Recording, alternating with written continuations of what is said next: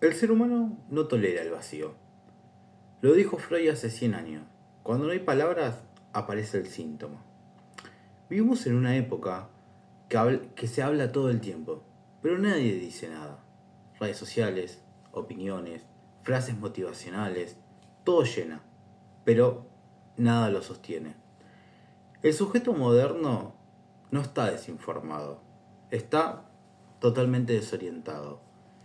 Y cuando el sentido empieza a fallar, el inconsciente busca un refugio. No busca la verdad, busca solo un refugio. Esta es la parte más importante del documental del día de hoy. ¿Por qué nadie entra a una secta por ignorancia? Se entra cuando la identidad ya no alcanza. ¿Sí? En el psicoanálisis, el yo no es quien sos. El yo es lo que usás para funcionar.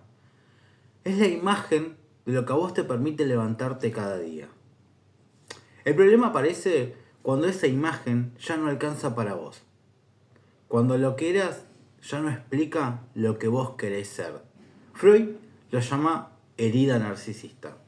No es vanidad, es la caída de la idea de lo que tenías para poder sostenerte como persona. Yo podía, yo sabía, yo aguantaba.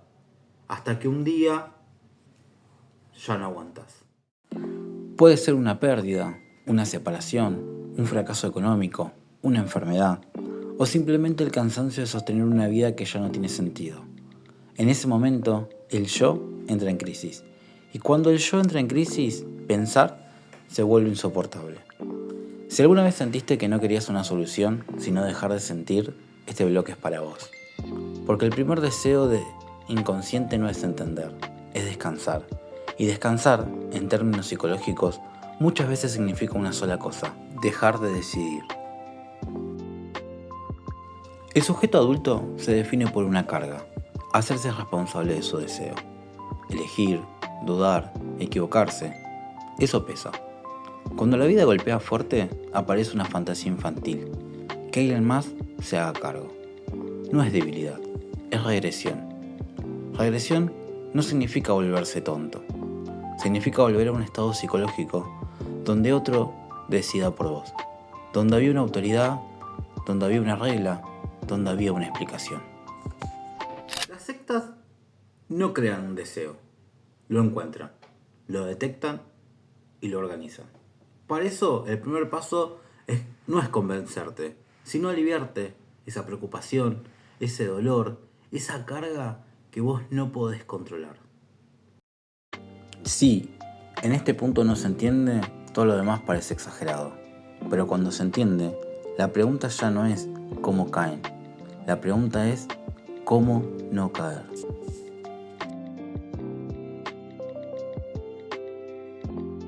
Ser escuchado activa una memoria arcaica, la de cuando éramos niños y alguien nos mira con atención total. El psicoanálisis lo explica así: la escucha profunda produce regresión. El adulto baja defensas, el niño reaparece, no porque quiera, porque el inconsciente responde. Esa regresión no es mala en sí, el problema es quién lo administra, porque quien escucha ocupa un lugar de poder psicológico.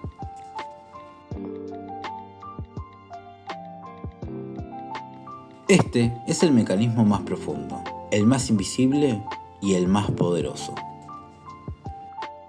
Freud lo llamó transferencia. A ver, ninguna persona llega a un vínculo desde cero. Todos llegamos con una historia. Con padres, con ausencias, con silencios, con deudas emocionales. La transferencia ocurre cuando esa historia deja de ser parte del pasado y se transforma en el presente.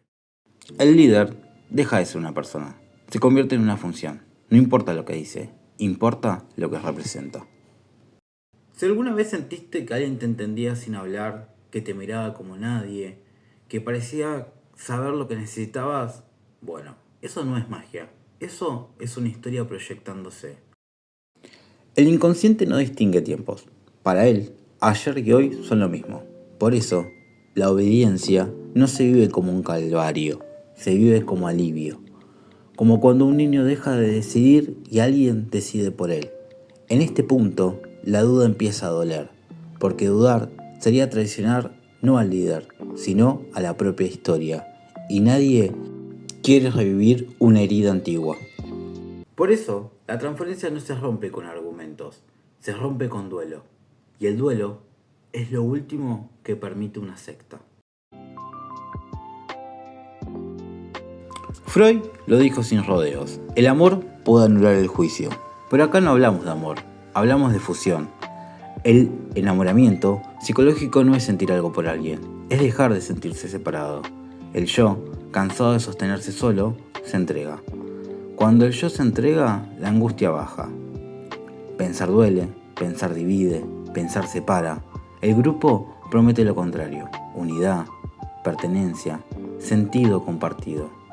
Si alguna vez sentiste paz al repetir lo que otros decían, alivio al no tener que explicar nada, descanso al no hacer distinto, este bloque también te habla. En términos freudíacos, esto es una renuncia al yo, no forzada, deseada, porque sostener una identidad duele cuando está herida. El problema es que cuando el yo se disuelve, también se disuelve la responsabilidad. Ya no soy yo, somos nosotros. Y cuando nadie es responsable, cualquiera puede mandar. El enamoramiento psicológico no se vive como pérdida, se vive como salvación. Por eso salir no se siente como libertad, se siente como abandono. Argentina, un país atravesado por crisis económicas, cambios políticos abruptos y transformaciones sociales profundas. En este contexto, a lo largo de las últimas décadas, surgieron y se desarrollaron organizaciones cerradas que hoy son investigadas y señaladas como sectas. Desde la segunda mitad del siglo XX, Argentina registró múltiples ciclos de inestabilidad, dictaduras, hiperinflación, default, devaluaciones y crisis institucionales alteraron de forma constante la vida cotidiana. En estas etapas crecieron espacios alternativos de organización social y espiritual. Algunos de ellos funcionaron de manera abierta y legítima y otros, con el tiempo, derivaron en estructuras cerradas con liderazgos concentrados y reglas internas propias. Según investigaciones judiciales y organismos especializados, una secta suele presentar algunas de estas características: liderazgos centralizados y carismáticos, obediencia interna estricta, aislamiento progresivo del entorno social, control económico, emocional o laboral, dificultad para abandonar el grupo, pero no todas presentan los mismos elementos, pero cuando se combinan aparecen las alertas. Contrario a la creencia popular, muchas de estas organizaciones no operan en lugares remotos, funcionan en barrios urbanos, edificios comunes, centros de retiro, fundaciones legalmente registradas. Durante años lo hicieron sin levantar sospechas públicas. En la mayoría de los casos no se definen como sectas, se presentan como comunidades espirituales, escuelas de desarrollo personal, espacios terapéuticos alternativos, grupos de ayuda o sanación. La actividad inicial suele ser legal y visible. A lo largo de las últimas décadas, distintos casos salieron a la luz en Argentina, con características similares pero contextos diferentes. Algunos fueron ampliamente conocidos y otros pertenecen sin nombre. Funcionan en una gran ciudad, tienen sedes visibles, actividades públicas, presencia legal como fundaciones. Según causas judiciales, el grupo exigía aportes económicos periódicos, controlaban vínculos personales, establecían jerarquías internas estrictas y las denuncias surgieron cuando ex integrantes declararon haber perdido contacto con sus familias durante años. Otros casos están ubicados en zonas semirurales, prometían sanación emocional y crecimiento personal, testimonios coincidían en jornadas extensas de actividad, presión para pertenecer, trabajo no pago, y la causa se inició tras una denuncia por explotación laboral. El líder tiene exposición mediática, libros, conferencias, entrevistas. Investigaciones posteriores revelaron manejo discrecional de fondos, aportes obligatorios, control interno a los ayudantes, y las denuncias aparecen años después de iniciar el grupo. En algunas denuncias incluyen tratas de personas, reducción de servidumbre, aislamiento sistemático, y las denuncias continúan en los últimos años. Las investigaciones coinciden en algunos patrones recurrentes: reuniones frecuentes y obligatorios, uso del lenguaje interno propio, presión grupal para pertenecer, penalizaciones emocionales o económicas. En numerosos casos documentados, el aporte económico es central. Cuota, donación, trabajo o cesión de bienes pertenecen a distintas causas judiciales. Muchas veces estas exigencias se presentan como voluntarias. Las causas suelen iniciarse por familia, ex integrantes, conflictos internos o investigaciones periodísticas. Y uno de los factores más repetitivos en los testimonios es el silencio. Silencio por miedo, silencio por vergüenza, silencio por aislamiento. Y esto explica por qué muchos casos tardan años en salir a la luz. Argentina no cuenta con una legislación específica única sobre sectas. Las causas suelen encuadrarse en estafa, trata de personas, reducción de servidumbre, abuso sexual o asociación ilícita. Cada caso se investiga de manera individual. En Argentina no son un accidente histórico.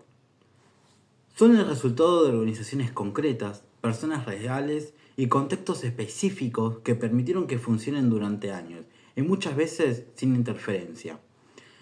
Pero reducir el fenómeno solo a causas judiciales, líderes o estructuras sería totalmente incompleto. Porque ninguna organización existe sin personas, y ninguna persona llega desde un lugar totalmente neutro. A lo largo de este documental vimos patrones que se repiten. Y estos elementos aparecen una y otra vez en casos en la Argentina, pero siempre con nombres distintos y escenarios distintos. Y la pregunta final no es solo qué hacen las sectas, sino la pregunta más incómoda: ¿cómo funcionan? Funcionan porque ofrecen soluciones donde nadie las puede ofrecer. Desde una mirada psicológica, el mecanismo es silencioso. No se trata de manipulación inmediata, sino de una coacción visible. Gradualmente uno va cayendo sin darse cuenta y nadie entrega su autonomía de un día para el otro.